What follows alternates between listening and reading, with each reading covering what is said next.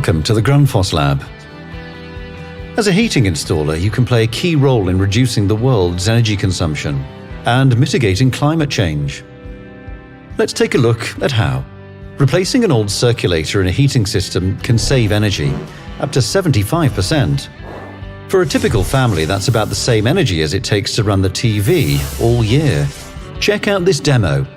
It shows how much energy an old circulator devours compared to a high-efficiency one. Let's start up the old one first. Watch those watts climb. Now, let's switch on the high-efficiency circulator. Look at this.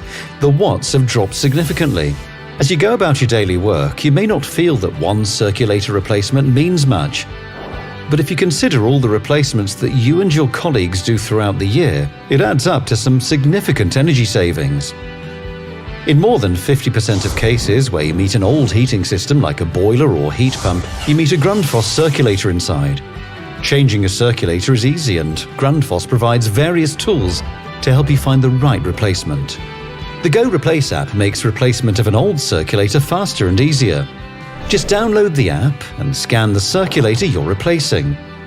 GO Replace will then suggest the best circulator for the job, and you'll be ready to install it in no time.